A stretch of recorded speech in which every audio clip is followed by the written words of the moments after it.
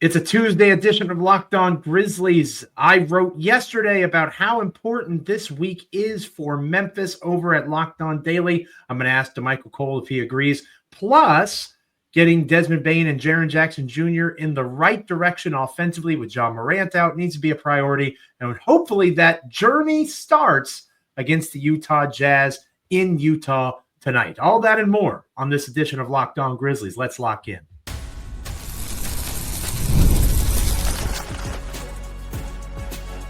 You are Locked On Grizzlies, your daily Memphis Grizzlies podcast, part of the Locked On Podcast Network, your team every day. It is I, Joe Mullinax, joined by my wonderful co-host, Damichael Cole of the Commercial Appeal there in Memphis, Tennessee, and you are listening to or watching Locked On Grizzlies. Thank you so much for being with us. Today's episode of Locked On Grizzlies is brought to you by Monarch Money. Take control of your finances with Monarch Money. Use the code LOCKEDONNBA at monarchmoney.com for 50% off your first year. We are free and available wherever you get podcasts as proud members of the Locked On Podcast Network, your team each and every single day. Like, comment, rate, review, subscribe wherever you get podcasts, Apple, Spotify, literally all of the above when it comes to podcasts. Michael and I are free and available wherever you take those in. And make sure you're also checking out LockedOnDaily.com, free daily newsletter on the Memphis Grizzlies, plus NBA information, fantasy basketball advice, so much more. Make sure you're going to LockedOnDaily.com, and you're not just subscribing to the podcast on Apple, Spotify, Amazon, YouTube, but you're also subscribing to our free daily newsletter. Damichael, it's good to see you again, partner. Hope you had a good weekend, as good as you can, given the current slide that the Grizzlies are on. It's fun. People like to take it out on you and, Drew Hill of the Daily Memphian, and you guys post an article just covering the team doing your jobs. And, I read the replies every once in a while because I'm mentally ill and I enjoy doing those things. And not always the friendliest things. So when the team is struggling, a common misconception is the folks somebody's that cover got to the take the team blame. like that. Correct. Yeah. And, they're not gonna dare interact with the very online Memphis Grizzlies players themselves. I think that a good place for us to start today is what I wrote about yesterday in the newsletter over at LockedOnDaily.com. And I talked about how this was an extremely important week for the Grizzlies, starting with the first domino that fell on Monday night. Morant still being on that injury report. Desmond Bane not on the injury report after being questionable for the Clippers game. That's a positive. We talked about that eventual progression from doubtful to questionable to playing in the past. It looks like Lamar Stevens is starting that journey. He's doubtful for the Jazz game, but hopefully he's questionable for the Thunder, and he'll be able to play later on this week. Morant still very much out, right? Not even a doubtful designation for Ja, still with the hamstring strain. Yep. So that's concerning for me. I'm officially concerned. I know last week we talked about how worried are you about Morant. I am now worried, right? I said we'll see where we are after the 3 days off. Ja is still out. I am officially worried. Obviously, tonight, regardless of Morant's presence, is a chance to get Desmond Bane, Jaren Jackson Jr. going. We'll talk more about that later in the show. But the overall premise from tonight's game, a potential get-right game against the worst team in the Western Conference in the Utah Jazz, to catching the Oklahoma City Thunder towards the end of the season when they've already clinched home court advantage. Literally, they have nothing else to play for except for home court advantage in the NBA Finals, which is wild. We have 10 or so games to go, and they've already clinched so much. So you're catching them at a good time. If SGA wakes up and he's like, my ankle's kind of sore, they'll just sit him, right? There's literally no reason for him to play other than pursuing the MVP award, which he, of course, wants. And then Saturday night against the Lakers, that is the current 4-5 matchup for Memphis. It's a chance to hold off the tiebreaker if the Lakers win. They have another tiebreaker over the Grizzlies, which will all but doom them in their race for the second or third seed. I wrote that this is a really important week for Memphis. Do you agree? Yes, very important week. I mean, I think the next 3 weeks will the importance will probably increase over the points of those weeks. But to your point, this week is very important. You talk about a game we're going to talk about a little bit more later against the Utah Jazz, where you're playing against a team that's basically trying to lose. Like they're going to try to give you the game, not purposely, purposely in quotes, but this is a team that just got fined, for a couple players missing games when the league felt like they should have been playing. So with that being said, very winnable situation without Ja Morant playing. I'm with you, Joe. A little concerned with this hamstring strain this late into the season because if you follow the Grizzlies closely, typically when players have those type of injuries, remember going back to Jaren Jackson Jr. when he had the minor hamstring injury at the beginning of the season, there's a ramp-up period. The Grizzlies want to get you to 3-on-3. They want to get you to 5-on-5. They want to get you doing some half court, full court before they put you back on the floor.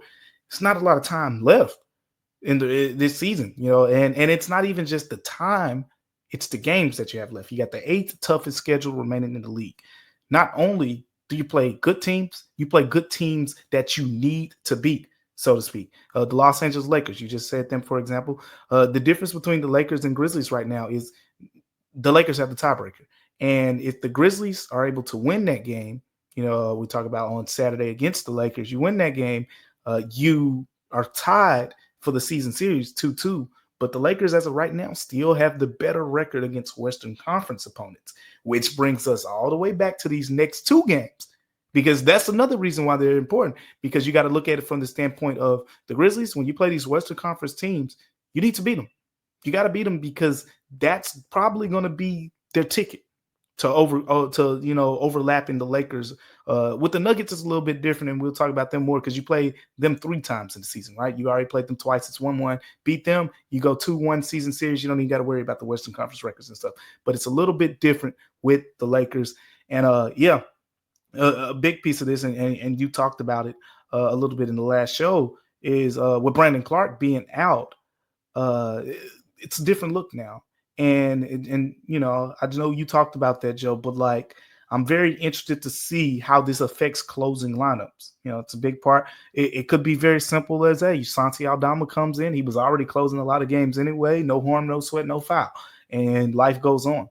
But will Zach Edey get some looks now in those situations? We've talked time and time again, me and you, about the fact that I don't really think Zach Edey has the full trust of Taylor Jenkins in those situations. 2 minutes to go in the game, and you got, Shai Gilgeous-Alexander or LeBron James on the other end. Because as we've seen, and history has shown, the Lakers, when they had LeBron and AD, they went at Zach Edey. They ran actions that went at him in those 2 games in LA, pretty much to try to ice those games out. So getting back to the question, this is a very important week for all those reasons. Number one, you have to win so you can keep pace. You're number 5 seed right now. You want to continue to gain ground and at least get to the number 3. Number 2 is starting to look a little bit far-fetched. It's Houston's road, and they have the tiebreaker of you. So you get to number 3, and I've said it all season long, Joe. You can back me up on this. A series between the Rockets and the Grizzlies, whether it starts in Memphis, whether it starts in Houston, is essentially a toss-up series to me. So I think that's not the worst-case scenario for Memphis. So this is a big week because I don't think you want to be the 5 seed and you play Denver in the first round as the 4, or the 5 seed and play the Lakers in the first round as the 4. So this is a good chance for them to try to gain some ground. And you get Utah in this game where you're going to be missing some guys. Very, very important stretch for Memphis. It's vital that they win tonight, right? We're getting into must-win territory here. If you want to be in a spot, the doom and gloom of them falling all the way to 8, there's a lot of things that have to go right for other teams, and a lot has to go wrong for Memphis. So I don't see them falling to the play-in entirely. But they certainly could fall to 6, right? Yeah. I think that is within the realm of possibility, and they have to win games like this one. They have to beat the Jazz, and we'll talk about just how they can do that here in a bit. The Ja Morant news is concerning, right? Desmond, Bane, Jaren Jackson Jr. have been not quite their explosive selves of late. I mentioned on yesterday's show, Jalen Wells has pretty clearly hit that rookie wall, having just an abysmal month of March, probably the worst of his career so far. And he's playing more basketball than he's ever played before. That's important to point out. His season's usually over at this point. Yeah. Right. To go from Sonoma State 2 years ago to playing this is game 71 or 72 of the regular season. There's a lot that goes into why these guys are struggling, and that ties back to previous conversations about reinforcing the roster and missed opportunities to do that. we'll have plenty of time to put a nice bow on this season when it concludes, but the Grizzlies still have a lot of basketball to play. Let Damichael and I know in the comments. Hit us up on X. How important is this week to you? Scale of 1 to 10, 10 being most important, 1 being least important. I agree with Damichael that we could, do this segment again next week and have a similar conversation. But for me, the X factor is the Morant injury, assuming that he's eventually back, because it's within the realm of possibility that he's doubtful for the Thunder, and the Grizzlies are kind of targeting that first game back at home against Los Angeles, a must-win, literally, for seeding kinds of purposes. I don't have any inside information on that, but just logically, that does make some sense. When we come back here on Locked On Grizzlies, we're going to take a look at Desmond Bane, Jaren Jackson Jr. not playing their best ball of late. How Damichael and I would try to get them going. Stick around. Today's episode of Locked On Grizzlies is brought to you by Monarch Money. Big fan of Monarch Money. Every check that you get, every deposit, every bit of money that you insert into your bank account, perhaps you double check later and you're like, where in the world did all of that money go? When you check your electronic dealings. Between dining out, online shopping, and entertainment, it's easy to lose track. That's where Monarch Money comes in. They're your personal CFO, giving you full visibility and control over your finances. Monarch Money isn't just a budgeting app. It's a complete financial command center. You can track all of your accounts, investments, and spending in one place. So you stop just managing your money and you start actually building wealth. Instead of juggling multiple apps, you can use Monarch to check your finances, track your spending, and even plan long-term goals. And it's wonderfully easy to collaborate and manage money with your partner. It's smoother than ever before with Monarch Money. You can track shared and personal accounts, set goals, and stay on the same page without the stress. I know my wife loves that. Take control of your finances with Monarch Money. Use code LOCKEDONNBA at monarchmoney.com for 50% off your first year. That's monarchmoney.com, code LOCKEDONNBA for half off your first year. Getting Desmond Bane and Jaren Jackson Jr. going, that has to be a priority. Jaren really struggled against the Clippers. I'm old enough to remember when Rudy Gay shot 9 for 24. And when that happened back in 2011, there were a lot of unhappy Grizzlies fans. Jaren has been putting up those kinds of inefficient shooting nights pretty regularly lately. Desmond had a 5 of 18 game the other day, too. Right, absolutely. Desmond Bane was questionable. We know he's banged up. If you watch the games, as an everydayer, like Damichael and I certainly watch the games, he looks like a mummy on the sidelines. He's got his knees wrapped, his back wrapped. He's at the stage of the season where he's playing through some pain and some bumps and bruises, and he's a tough guy for it, right? But how do you prioritize getting Bane and Jackson Jr. going? Because especially with Ja out, assuming for at least the next 2 games, that has to be a priority. If you don't have 50-ish points combined from Dez and Jaren, the rest of this is moot, right? Yeah, that's exactly what it is. But you need this combination, Bane and Jaren Jackson Jr. to really to do their parts and kind of carrying the load, shouldering the heavier loads that they're going to be given in these games coming up. With Desmond Bane, to me, he does a really good job, sometimes too good of a job of letting the game just come to him. Jaren Jackson Jr. comes out early. He's getting downhill. Jaren's going to get some shots up and see where he is. Sometimes we'll look at Dez go 4-6 in the first half, and then he'll make, I have a rule, Joe, and I've seen some of the best shooters have a similar rule. Like Dez had a game recently, and look, this isn't a knock in any way. This is just who Dez is. He had a game recently where he shot 7 of 7 on 3-pointers. Look, if you make 7 3-pointers in a row, Joe, you keep shooting. You don't end the night 7 of 7. That's some coaches used to say that. You keep shooting until you miss because clearly you're hot, at this point. So I know you watch Steph shoot a lot of times. He starts throwing up all type of heat checks. But so he's more of a, he's going to let the game come into the flow with him. But the thing about it is now, with the Grizzlies being down, guys, it's not really going to be hard to get the ball in his hands and make him a priority. I actually like what they did in that last game when they put Scottie Pippen Jr. in the lineup.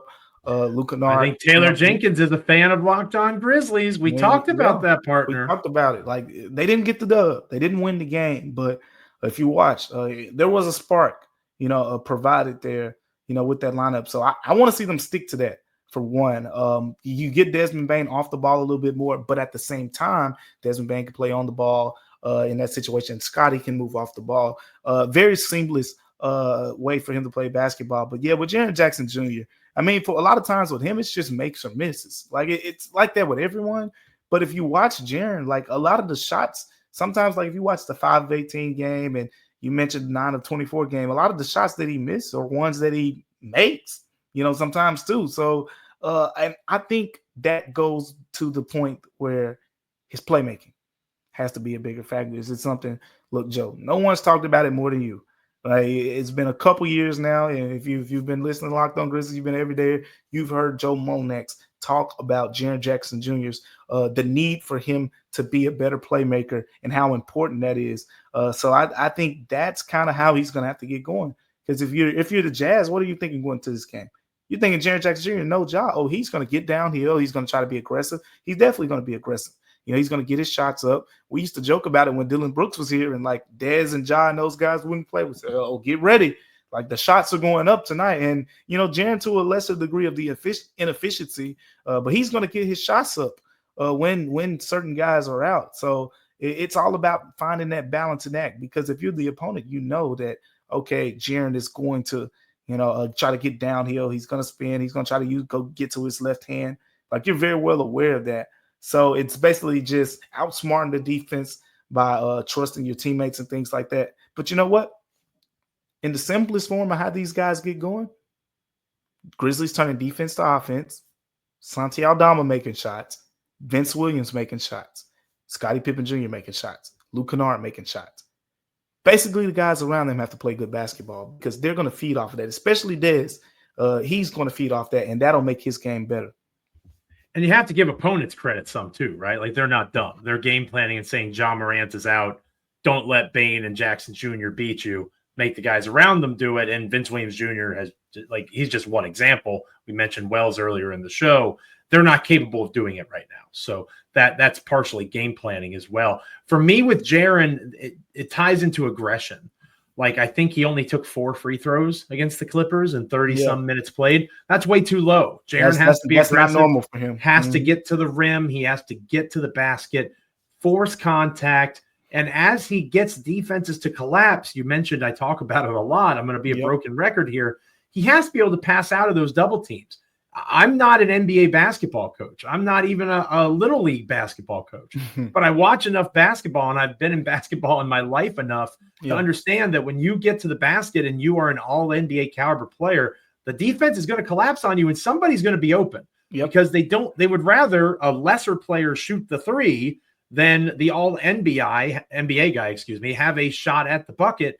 The percentages are different. So for me, it really is kind of a prioritization of being aggressive, not just in terms of finding open guys off of your own dribble penetration, but creating contact, fighting through it, getting to the free throw line. Sometimes all it takes, whether it's professional basketball or playing pickup ball, just seeing the ball go in a couple of times can help your confidence and get your energy up and really kind of refocus you. So the aggression, right? This isn't a game where you defer to Jalen Wells, right? This isn't a game where you defer to Luke Kennard. You have to be the aggressor. It is on Desmond Bane and Jaren Jackson Jr. to get those shots up, as you alluded to. Let Damichael and I know in the comments. Hit us up on X at Damichael C, at Joe Mullinax. How would you get Desmond Bane and Jaren Jackson Jr. back in the flow? Whether it's the Jazz, the Thunder, or everybody in between, the Grizzlies need those two if they're going to compete. When we come back here on Locked On Grizzlies, we'll close out this episode of the show previewing tonight's game against the Utah Jazz, whoever the Jazz are going to trot out there. This is a game the Grizzlies have to win. We'll talk about why and how coming up next. Welcome back to Locked On Grizzlies. I am Joe Mullinax, one of your hosts, joined by my co-host, Damichael Cole of the Commercial Appeal there in Memphis, Tennessee, award-winning Memphis Grizzlies beat writer for the Commercial Appeal. Damichael, we're going to get out of here on this. A big one tonight in Utah. Another late tip, one of the last late tips of the season, thank goodness. Assuming, the Grizzlies might play the Lakers and that sort of stuff, or the Warriors. They have some possible Cali trips coming up down the road. But anyway, they're taking on the Jazz, the worst team in the Western Conference. Their injury report, every game is an adventure. Who's going to play, who's not. You mentioned them getting investigated for the player participation policy with the NBA. It really is more of a thing, and I'm sure you could touch on this better than me. Yeah. It's more of a thing when these teams are going to other places, right? When the Utah Jazz are playing at home, as they obviously are doing tonight, the NBA is not going to harp on Utah not playing Marketing, right? Because they play at home 40 other times over the course of the season. It's when a team or a fan base pays tickets to go see you the one time you're in Detroit, or you're the one time you're in Houston, and you don't play those guys. That's where you really draw the ire of the NBA, especially if you're a bigger game in a bigger market, like the Lakers against the Nuggets or something along those lines. So we have no idea who the Jazz are going to be playing in this game. With the injury report, it's questionables and all that sort of stuff from game to game for them. They're actively trying to lose. The Grizzlies are in the opposite direction, obviously. So this is a must-win, as close to a must-win as you can possibly have in an 82-game season. How do you see these things shaking out, whether it's getting Des and Jaren going like we've talked about? You mentioned Edie earlier in the show. What are some things that you're keeping an eye on in a game that the Memphis Grizzlies, quite frankly, should win, even with their recent struggles? No Laurie Marketing, no John Collins. Right. Jordan Clarkson is questionable for them. So, some of the main guys will be out for them. You remember that last game between the Jazz and the Grizzlies was actually a close one. At FedEx Forum, and the Grizzlies pulled it out late. And a Marketing missed 3-pointer was almost like the difference, in that one. But he's not going to be available. I want to see Zach Edey. That's who I'm zeroed in on for this game. His importance.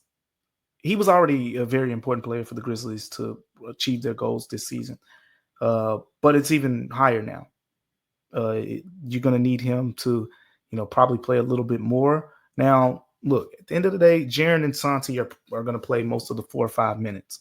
Like, that's a given. But Zach Edey, his physicality is a difference maker. I want to see him protect the rim. I want the Grizzlies, we'll see how the game flow works out in this one. But at some point, he's going to have to get tested. Late in second quarter, put him in for those last 2 minutes of the second quarter, see how he can close that quarter before you do it late in the fourth quarter, because you're going to need him in some of those situations at some point. You'll get away with Jaren and Santi, as your 4 and 5 closing games against a lot of teams, but there are some teams who are going to be very physical, and that Jaren and Santi combination, you're probably going to have to swing Santi to the 3 to close the game or something like that. But very zeroed in on Zach Edey. We've seen him win some matchups against Walker Kessler. We saw in that last game between the Grizzlies and Jazz. And it was like, man, didn't he play well against Walker in the preseason? Because he didn't really get, that much leeway. Summer League too. That was one of the few Summer League games that Edey participated in. Yeah, exactly. Yeah, Summer League. That's what I was referring to. But I want to see him, in that matchup. See the Grizzlies. That's another guy that they can prioritize a little bit more. Just making him a focal point, getting him going. Look, I'm completely with you. We talked about the Desmond, Bane, Jaren Jackson Jr. factor. This team pretty much goes as they go now. I think Santi, his importance is up as well, with Brandon Clark being out. Marvin Bagley, we haven't talked about that. He's also out in concussion protocol. I know some people are like, how in the world could that happen? Yeah. But, even into my surprise, the Grizzlies practiced one time in the last 3 days. Usually, the first day was no surprise. Take a day off. But they also didn't practice the next day after that. So they pretty much 2 days without at least organized team practices. I'm sure they probably had some individual work, whatever the case may be. But it wasn't until, the day before the game where they had, an actual practice where the team all got together and whatnot, so to speak. But no Marvin Bagley on top of no Brandon Clark. So you're going to have Jay Huff as well as the Santi Aldama, Jaren Jackson Jr., Zach Edey. Seems like a game where Zach Edey's going to get an opportunity. And it could be really good for him as a confidence boost, because guess what? Next you got Isaiah Hartenstein and Chet Holmgren. Probably going to need him for that one. Just a smidge, just a little bit. I've talked about Jalen Wells a few different times throughout this episode. Yep. It tells you how down, at least for now, the Grizzlies are on what G.G. Jackson was bringing to the table. That you have Jalen Wells struggling the way that he's struggling. You have Brandon Clark and Lamar Stevens over the last several games suffering ailments, and Gigi you still haven't gotten the notification that Gigi has been recalled from the Memphis Hustle. So that's pretty remarkable to think about. And in fairness, I wrote about this as well. Gigi had been pretty bad. So that's, again, not necessarily judging them for that choice. It just kind of tells you where they were coming from.